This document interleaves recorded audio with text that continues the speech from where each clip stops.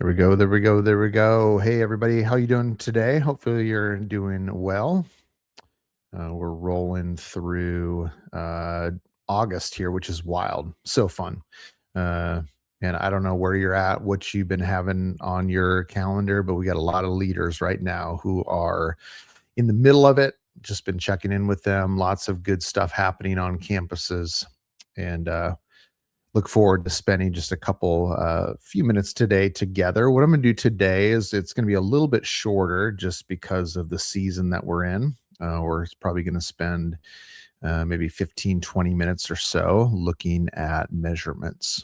And so this is one of the conversations I feel like that we have all the time with leaders of just like, what are the things that we're measuring, right? What are the things that we're paying attention to? What are the things that we're tracking? I think that we live in kind of a culture in which there are certain things that are super easy to track. There are things that are a little bit harder to track. And so excited to jump on this conversation today. Hopefully this will be helpful as you just kind of head into the fall with ministry. Programs are ramping back up. Groups are starting, midweeks are starting, like lots of fun stuff that's on the horizon here for us. So let me get my screen rolling here. Let's go and do a screen share. There we go. Yeah, so today we're going to be talking about beyond the head count, right? So how do we make sure that we're not just tracking numbers only? Like I said before, this is something that's easy to fall into, even for me, who, man, I feel like I've had this conversations with leaders all the time. I feel like that this is one of the things that I've been challenged by, but it's so easy to really fall into this kind of tendency to only look at kind of easy metrics. And so, what I want to teach us today and spend some time talking through is I want to give you actually a framework to help you think about what exactly you're going to measure. And so, we're going to call it a formation scorecard. And so hopefully it'll give you just another data point or another kind of piece for you to begin to actually try to drill down into some of the key things that you're working on, or some of the things that you're doing within your ministry. And so hopefully by the end of our time here together for a few minutes, you're going to have some tools and some frameworks to begin to move beyond just attendance metrics. So, what I want to do is I've been thinking about just these conversations, and I've been doing this now for 16 years. We've been coaching leaders within Elementum, and I feel like that this is the one of the consistent conversations that we have to keep coming back through with leaders. Right. So, how do we make sure that we're kind of resetting, because there's just this tendency to really begin to think about just counting people who are coming to our group. So let's talk about the problem here for just a couple minutes. So when we think about this problem, there's a temptation for us to say one thing and actually internally be measuring something else, right? So there's can be this sense where intellectually I know that the goal of ministry, the goal of the work that I'm doing is to partner with the Lord to see life transformation happen, to see lives change, to see the formation and the discipleship of individual people. But then what are the things that I get bothered by, right? What are the things that get me excited? And so sometimes what can happen is we can say one thing, but really, if we begin to evaluate our hearts, we're actually measuring something different. So let me give you two stories. Think about two stories today. One of those stories, I was talking to a gentleman a few months ago in Georgia, and we were just talking about his ministry, right? So it was kind of like an introduction call that we were talking. through and just kind of hearing a little bit more about what was happening. So I'm kind of giving him some insights. And so he was super excited because they just had one of their biggest Tuesday nights ever. Right. So they were in the 60s. He had taken a college young adult ministry that was just a handful of students. They had grown it into the 60 some students who are there, who he's working alongside. And so he's sharing this with me, and he's super excited by it and super excited about the growth of the ministry and where things are going. And then I asked him this one question. I said, so when you think about your leaders, and he had maybe 50, I think it was like 15 leaders that was kind of helping him in this ministry. Is when I asked him this question, I said, how many, when you think about your people and when you think about your teams, how many of your leaders that have invited into leadership are actually carrying the weight of the ministry with you? Not just an assigned task, not just like running pro presenter, not just like leading a group, but feel the ownership and the weight of ministry. And he kind of thought for a little bit, and he said, I think only one other person. And so we started talking about that a little bit, right? And we started talking about kind of some of the challenges of helping develop and form leaders. And so in that, there was this he began to kind of feel this tension of like, we have these big numbers, but as he began to evaluate some of the internal things that were happening with leaders and the students, he finally had to admit to me, he's like, yeah, there's not as much transformation, formation as what I would like to see. And so that's one story. I'll give you another story. So Tuesday night, one of the guys that we're working with texts me a picture of his kickoff midweek, and it was phenomenal. He said, there are 800 students in this room here tonight. He said almost probably a third of them are freshmen. And so we began to talk about that and celebrate that, and we're like messaging back and forth. But it's so interesting. Then the text message thread, like it changed quickly, and the conversation jumped into like, how are we going to, man, his heart to shepherd and care for and disciple and allow those students to know and know that was the thing that he was thinking about. Right. And I thought about this when I was on a call today earlier with a group of leaders. And I'm like, that for most people, that would be the pinnacle of success, right? You get 800 college students in a room together, and you're just like, I told the call this morning, you're like the top 0.0001% of college ministries that are in the United States. And it was interesting how quickly, though, his measurement was not 800 students in a room. His measurement was literally like, how many of these people are going to be discipled?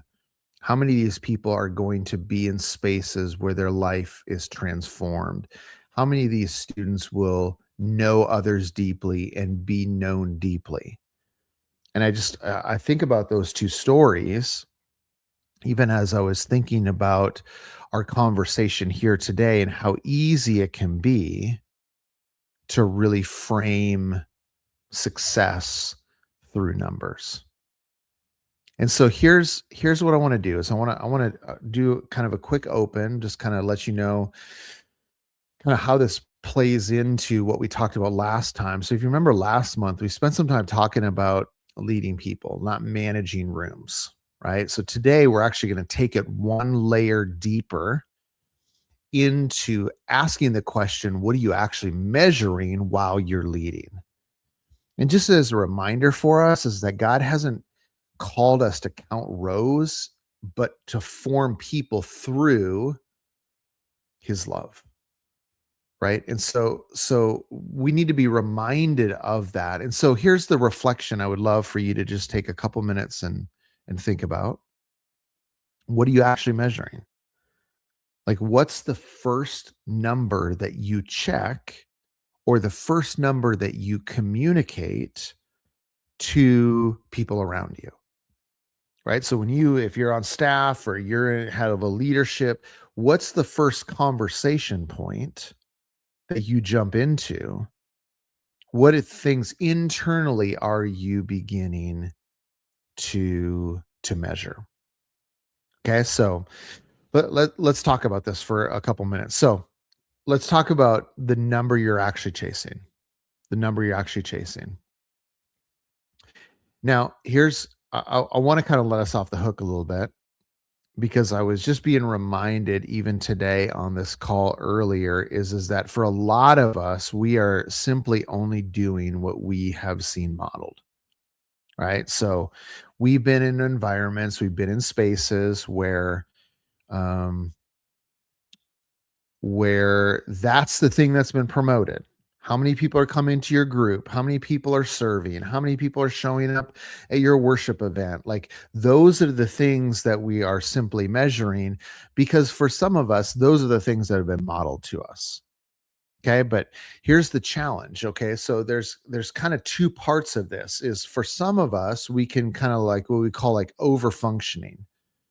Like it's pushing harder to move numbers that you maybe never chose, right? And so what happens is there's exhaustion and weariness because you feel like that's the expectation, and maybe internally that's the expectation, maybe externally that's the expectation, and so you're pushing hard to to push towards the bullseye in which uh people have expected you, and so we can like overfunction.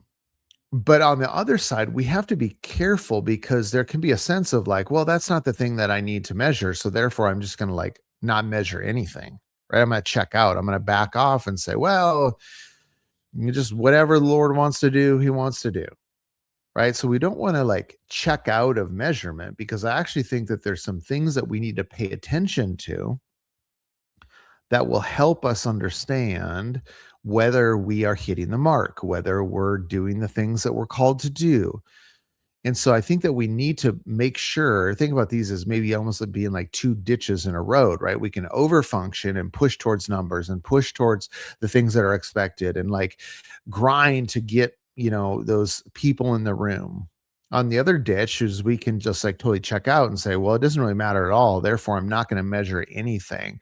And so, how do we begin to hold those things in balance and say, okay, like maybe numbers are a measurement, but maybe they're not the complete measurement, right? Maybe they're a thing that I should notice, but not a thing that I should kind of camp my my I don't know, like my worth on or my how well I'm doing ministry on. And so let's talk about this. I want to talk to you for a few minutes today about what we're going to call the formation scorecard. Okay, the formation scorecard is some ways in which we can begin to look at kind of four different things. We're going to talk about number one is naming what you're actually producing. Number two is tracking it simply.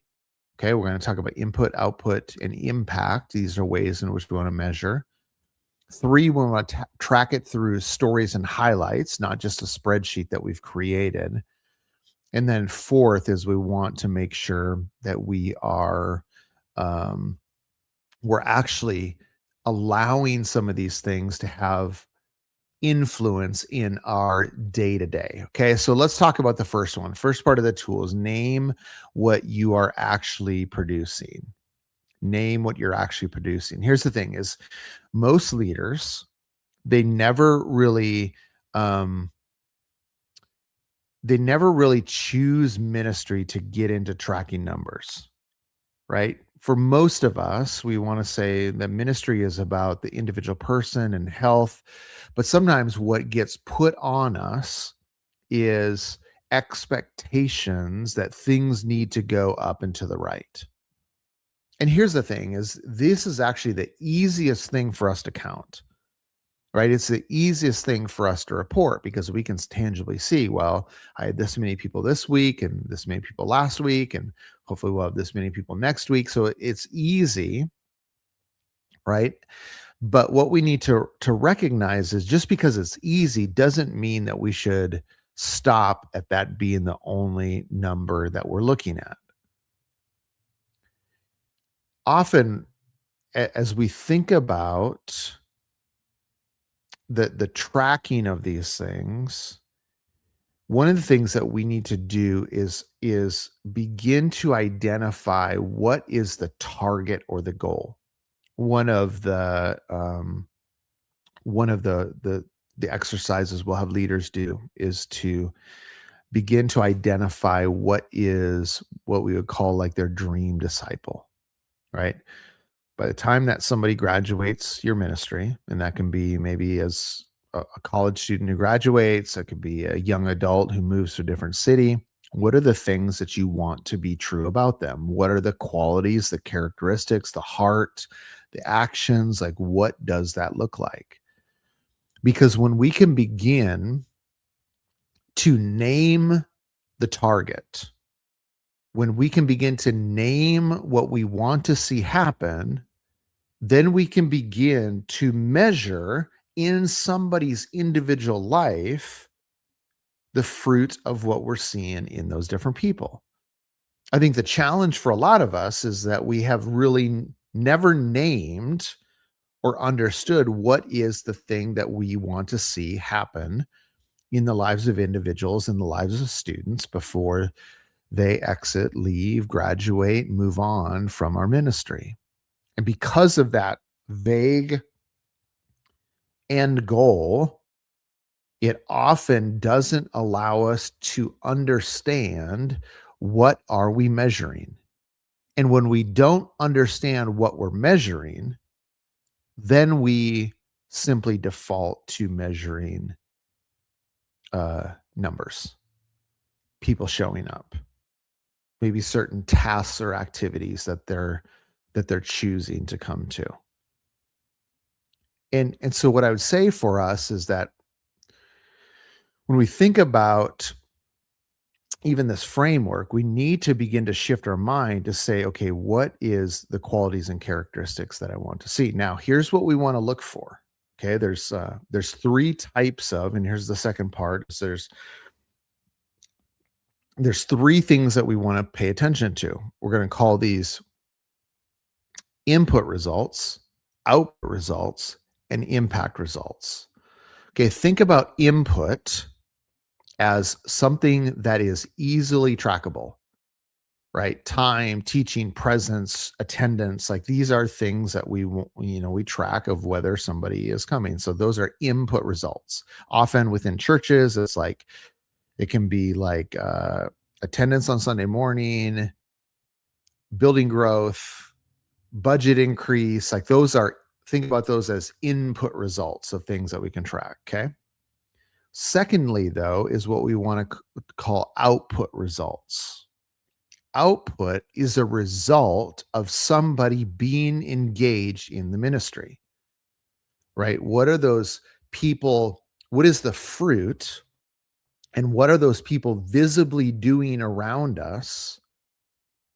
The growth, the development, the change, the stories, the conviction, like all of those things that's internally, these are output, they are a result. And so often we don't want to just stop at input results, but then we want to think about output results as well. Those are the qualities and characteristics of a life who's been transformed by the gospel through Jesus, and their life is changing.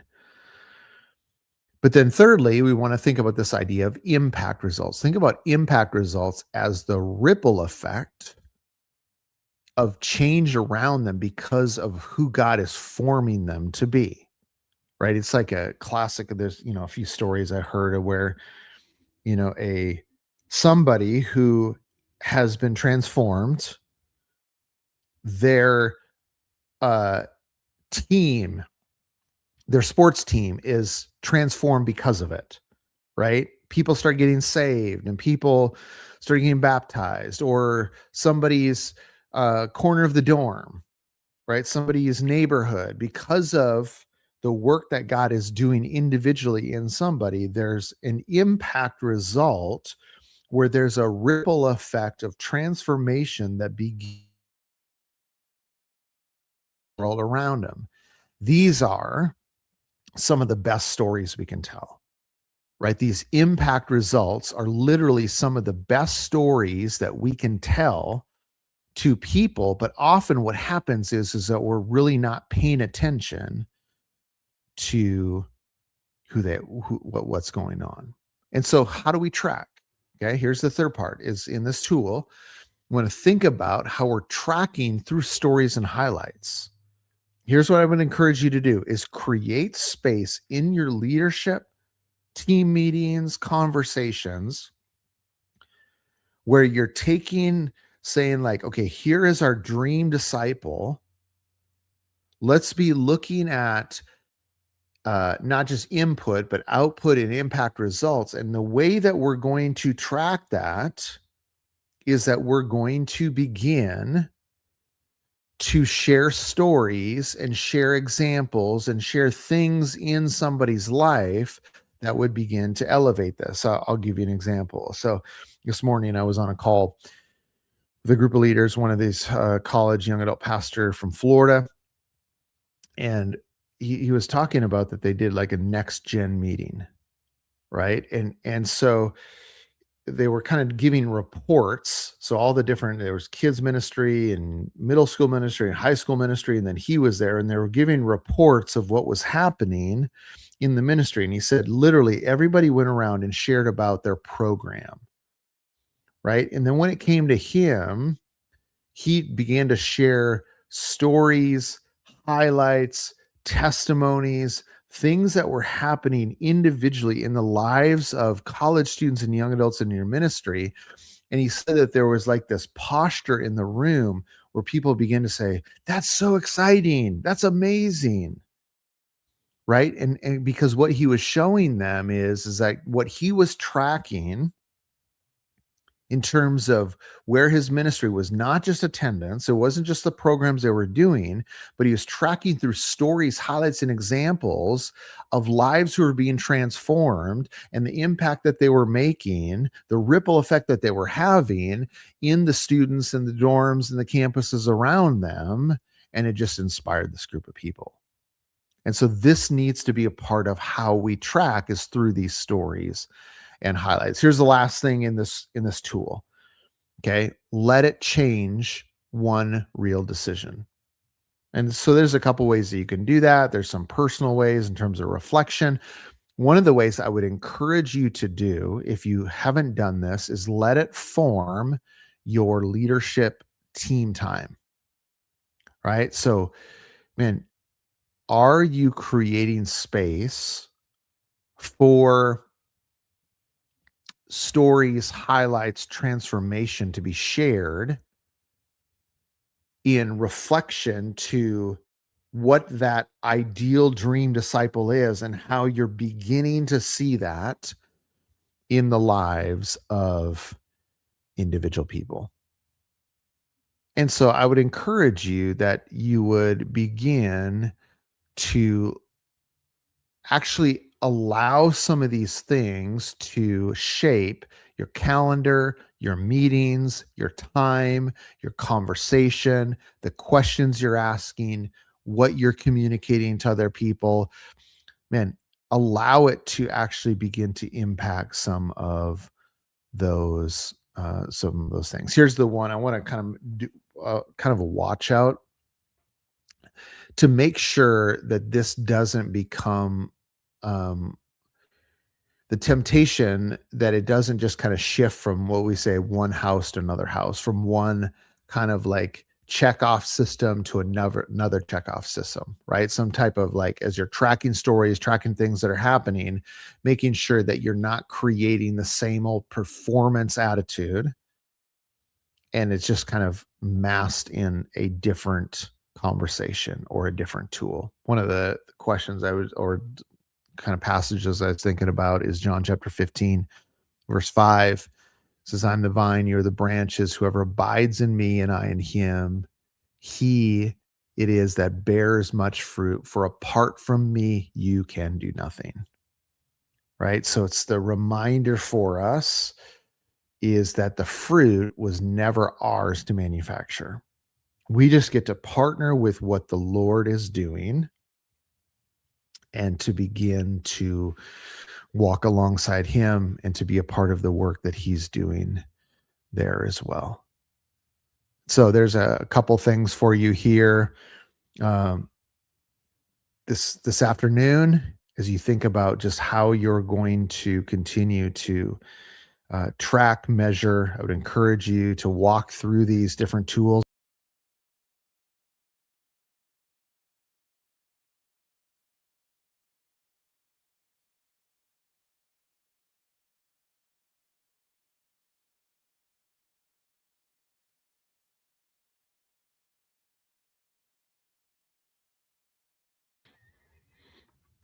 Totally, just hit the back button.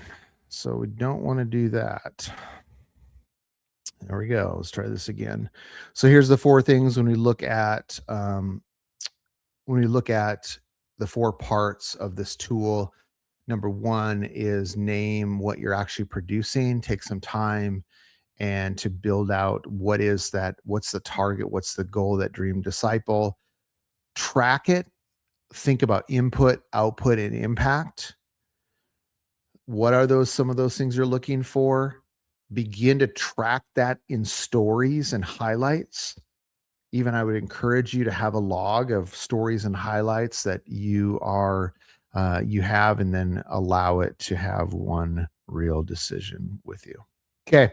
That's it for today. We're going to jump on. It'll be actually a little bit earlier on the next. We only have a couple of weeks until our next monthly call, simply because I'm going to be heading to Africa for 3 weeks.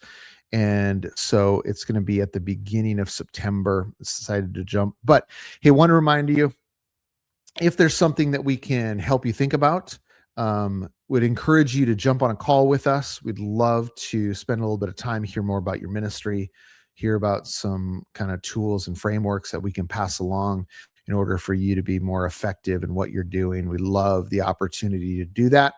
And so if that's something that would be helpful for you, we would encourage you to reach out to us and we can schedule a time to do that. So, hey, so excited about the work that everybody's doing, man. So the stories we're hearing about the impact on campus, things that are moving and grooving. It's been an incredible thing to see. So love you all. We will catch you next month. Okay. We'll see you later.